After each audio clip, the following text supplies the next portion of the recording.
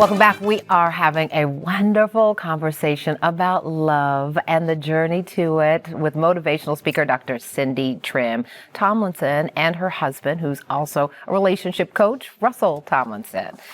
Okay, so we know that you had all these signs, all of these sort of God winks, I like to call them, right? Some folks like to call them. You two eventually end up in a space where you know that this is something special. You've known each other, but not been acquainted like that. Mm-hmm. Let's talk about how you decided and you knew in your heart. Well, this was the one. After hearing, enough confirmation, I said, okay, I better give her a call. I called her and I asked, have you heard, or there's something that I need you to hear, what's happening on my end? I told her the story. And I said, I'm interested in seeing you. She said, nothing, basically. She went quiet. Mm-hmm. And then after a few seconds, she said, wow, you blindsided me. Mm. And then, of course, she waited another few seconds and said, you know what? Let's go with it. So we see these pictures from the proposal. Obviously, it was clear you were going to go with it, right? Yeah. You knew, and you feel like you knew earlier than he did, or by the time he was having that conversation? I wasn't even thinking about him. He wasn't in my peripheral view, and he was not in my focus. Mm-hmm. Nothing. And when he proposed, I said, well, let me just try it out. Let me stop being picky. And let me just try this thing out. I heard that. Yeah. Stop being picky, which for me sounds like just a point to pause for the viewer. Sometimes our own personal picadillos, if we would, kind of get in our own way, right? Yeah. It really does. But I had to ask him some really heavy questions. Mm-hmm. What do you expect from me as a woman? Mm-hmm. And what do you expect from me as a wife? Mm. And then you can't change this if we get married. And then I gave him my little bucket list. This is what I expect of a man, and this is what I expect of a husband. Mm-hmm. Two and when different she things. Asked you, obviously you guys were aligned, but did those questions even make you have to think a little bit more intentionally? No, they made sense. Mm-hmm. They made sense because we cleared the floor.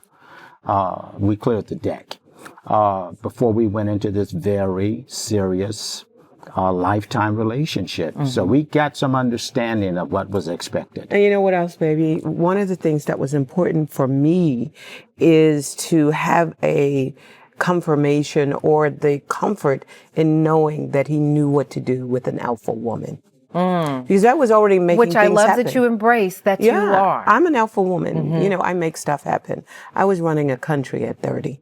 Hmm. Wait, what do you mean? I ran a country at 30. I was born in Bermuda. Mm-hmm. So I was in government at the age of 30. Mm-hmm. So, I started my first business at 8. Mm-hmm. I was financially responsible for myself at 12. Right.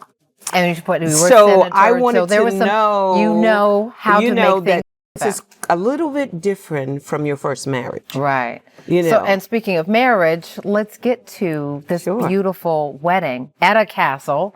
Mm-hmm. Like literally in a castle. Let's talk about this. Yeah. Because there's a special connection to this castle as well. Yeah, I'm British American. Mm-hmm. So I've been here for 32 years. And I wanted to acknowledge where I came from, my tradition as a British citizen. Mm-hmm. So I decided, I'm going to have my wedding in England. And my first date was going to be in London. And that was a test. Wow, for the record. Because he said, well, what do you want the first date? Mm-hmm. And I said London, because if he decided that he couldn't go to London, he wasn't going to stretch for me at all. That was a test. I didn't tell you that. No, my goodness. Yeah, I didn't want to go to Miami or Atlanta. I'm finding this. Wow. Yeah. See what happens on the Portia show? That was just my test. Listen, in the minute we have left, I want to look at these beautiful pictures and talk about this wedding. Yeah. Mm-hmm. It was fabulous. Mm-hmm. Fabulous. And the wedding, of course, was also in a historic place there. King Henry VIII, you mentioned that already. Mm-hmm. And the palace was beautiful. We had probably a couple hundred guests. Yeah. And it had a significant history even for you. Mm-hmm. Right? Yeah. Well, the history with that was King Henry VIII had gotten married in that space. Mm-hmm.